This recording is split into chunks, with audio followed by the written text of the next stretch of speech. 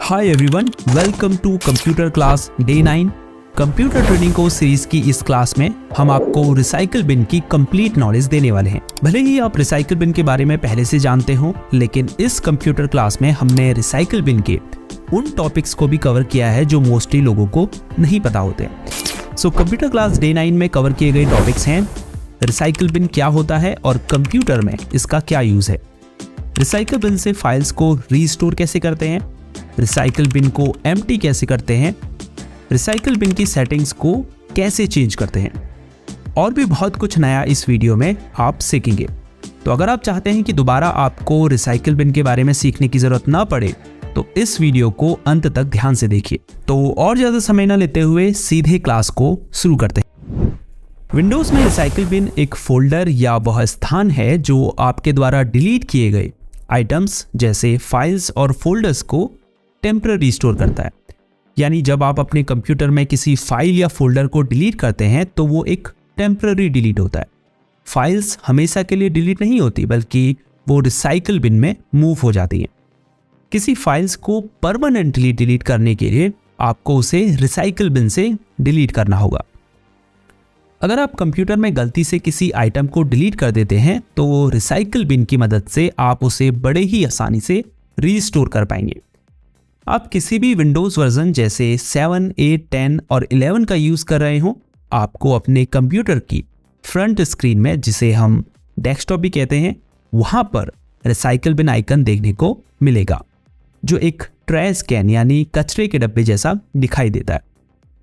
एक pro tip, अगर recycle bin में फाइल्स होंगी तो इसका आइकन कुछ ऐसा दिखाई देगा जैसे एक ट्रैश कैन बहुत सारे कागज के टुकड़े मरोड़कर डालने पर दिखाई देता है। लेकिन अगर रिसाइकल बिन एम्प्टी होगा तो यह आइकन एक खाली ट्रैश कैन की तरह दिखाई देगा। तो रिसाइकल बिन में मौजूद डिलीटेड फाइल्स को एक्सेस करने के लिए आपको इस ट्रैश आइकन के ऊपर डबल क्लिक करना है। आप देख सकते हैं रिसाइकल बिन फोल्डर हमारे सामने ओपन हो चुका है और इसमें कुछ फाइल्स हैं जिन्हें हमने अपने सिस्टम से डिलीट किया था। अगर आपको अपने कंप्यूटर या लैपटॉप की फ्रंट स्क्रीन में रिसाइकल बिन का आइकन नहीं दिखाई देता है तो हो सकता है कि वो हाइड हो। उसे शो करने के लिए आपको नीचे स्टार्ट बटन पर क्लिक करना है, फिर सेटिंग्स आइकन पर क्लिक करें, यहाँ पर्सनलाइजेशन ऑप्शन पर क्लिक करें। अब लेफ्ट साइड में थीम्स पर क्लिक करें, फिर यहाँ राइट साइड में डेस्कटॉप आइकन सेटिंग्स पर क्लिक करें। अब यहां अगर रिसाइकल बिन का चेक बॉक्स अनसेलेक्ट होगा तो उस पर क्लिक करके उसे सेलेक्ट कर लें और फिर अप्लाई पर क्लिक कर दें। अब आप डेस्कटॉप एरिया में रिसाइकल बिन आइकन को देख पाएंगे। चलिए सबसे पहले रिसाइकल बिन से फाइल्स रीस्टोर करना सीखते हैं। तो पहले मैं एक फाइल डिलीट करता हूं, इसको कर देते हैं, सेलेक्ट करेंगे और कीबोर्ड में डिलीट की दबाएंगे। हालांकि अभी अभी अगर कोई फाइल आपसे डिलीट होती है तो आप Ctrl+Z की दबाकर उसे वापस ला सकते हैं। इसके लिए आपको रिसाइकल बिन में जाने की जरूरत नहीं है। लेकिन अगर फाइल डिलीट किए हुए अधिक समय हो गया है तो आपको फिर रिसाइकल बिन से ही उसे रीस्टोर करना पड़ेगा। तो इसे फिर से डिलीट कर देते हैं। अब चलते हैं रिसाइकल बिन में। आप देख सकते हैं ये वो फाइल है जिसे हमने अभी डिलीट किया था। इसे रीस्टोर करने के लिए इस पर क्लिक करके इसे सेलेक्ट कर लेंगे। अब माउस से राइट क्लिक दबाएंगे और रीस्टोर ऑप्शन पर क्लिक करेंगे। फिर से चलते हैं फाइल एक्सप्लोरर में। आप देख सकते हैं वो फाइल वापस यहां आ चुकी है। अगर आपको एक से अधिक फाइल्स या फोल्डर्स को रीस्टोर करना है तो एक फाइल को सेलेक्ट करने के बाद कीबोर्ड में कंट्रोल की को दबाकर होल्ड रखें और फिर अदर फाइल्स को सेलेक्ट करें। सभी फाइल्स को सेलेक्ट कर लेने के बाद कीबोर्ड में कंट्रोल की को छोड़ें और माउस से राइट क्लिक करें और फिर रीस्टोर ऑप्शन पर क्लिक करें। अगर फाइल्स अधिक होंगी तो रीस्टोर होने में थोड़ा समय लग सकता है। अब आप उस फोल्डर में जाकर देख सकते हैं जहां से आपने फाइल्स को डिलीट किया था। अगर आपको रिसाइकल बिन में स्टोर सभी फाइल्स को रिस्टोर करना है तो Ctrl+A की दबाइए। इससे ऑल फाइल्स सेलेक्ट हो जाएंगी। अब वही राइट क्लिक कीजिए और फिर रीस्टोर ऑप्शन पर क्लिक कीजिए। रिसाइकिल बिन को टाइम टू टाइम एम्प्टी करना ज़रूरी है क्योंकि यह कंप्यूटर के स्पेस को घेरता है। रिसाइकिल बिन को एम्प्टी करना बहुत ईजी है। इसके लिए रिसाइकिल बिन में Ctrl+A की को दबाकर सभी फाइल्स को सेलेक्ट कर लें और माउस से राइट क्लिक करें और फिर डिलीट ऑप्शन पर क्लिक करें। अब कंफर्म करने के लिए फिर से डिलीट ऑप्शन पर क्लिक कीजिए। अगर अधिक फाइल्स होंगी तो डिलीट होने में थोड़ा समय लग सकता है। वैसे तरीका पर्याप्त है, लेकिन एक और इजी तरीका है जिससे आप रिसाइकिल बिन को एम्प्टी कर सकते हैं। इसके लिए आपको डेस्कटॉप में आ जाना है। अब रिसाइकिल बिन के ऊपर राइट क्लिक कीजिए और फिर एम्प्टी रिसाइकिल बिन के ऑप्शन पर क्लिक कीजिए। अब कंफर्म करने के लिए यस पर क्लिक कीजिए। रिसाइकिल बिन में मौजूद सभी फाइल्स परमानेंटली आपके कंप्यूटर से डिलीट हो जाएंगी। अगर आपको पूरे रिसाइकिल बिन को एम्प्टी नहीं करना है बल्कि कुछ ही फाइल्स को डिलीट करना है तो इसके लिए कंट्रोल की को दबाकर रखें और उन फाइल्स को सेलेक्ट कीजिए और फिर माउस से राइट क्लिक दबाइए और डिलीट ऑप्शन पर क्लिक कर दीजिए।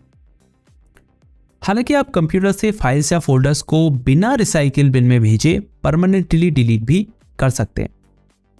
इसके लिए आपको डेस्कटॉप में रिसाइकिल बिन आइकन के ऊपर राइट क्लिक करना है और फिर प्रॉपर्टीज ऑप्शन पर क्लिक करना है। यहाँ सबसे पहले आप उस ड्राइव को सेलेक्ट कीजिए जिसमें आप ये सेटिंग्स अप्लाई करना चाहते हैं। यानी यहाँ जिस ड्राइव को आप सेलेक्ट करेंगे सिर्फ उसी ड्राइव की फाइल्स डिलीट करने पर परमानेंटली डिलीट होगी। अदर ड्राइव की फाइल्स अभी भी पहले रिसाइकिल बिन में मूव होगी।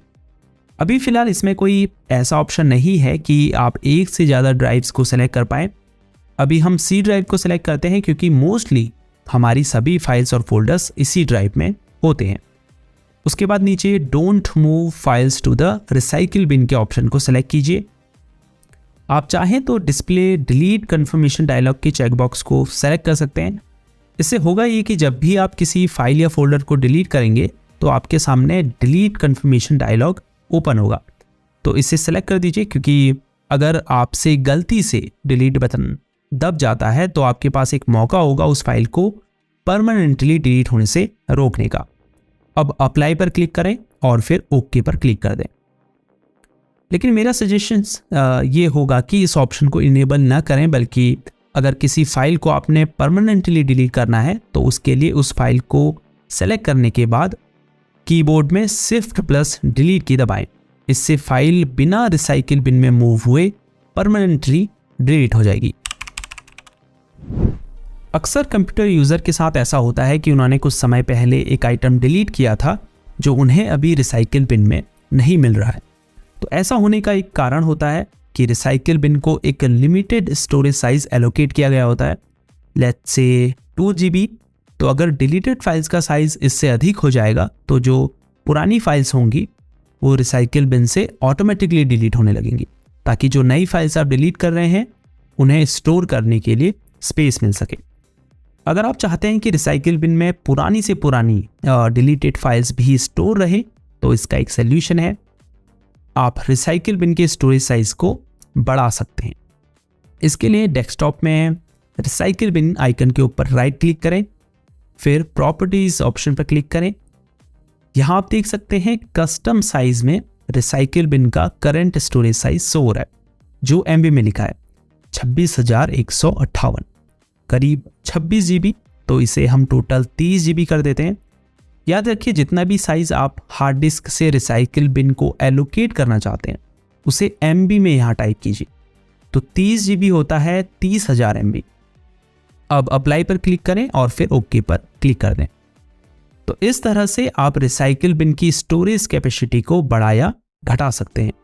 तो ये थी कंप्यूटर क्लास डे 10 जिसमें हमने आपको रिसाइकिल बिन के बारे में कंप्लीट नॉलेज दी।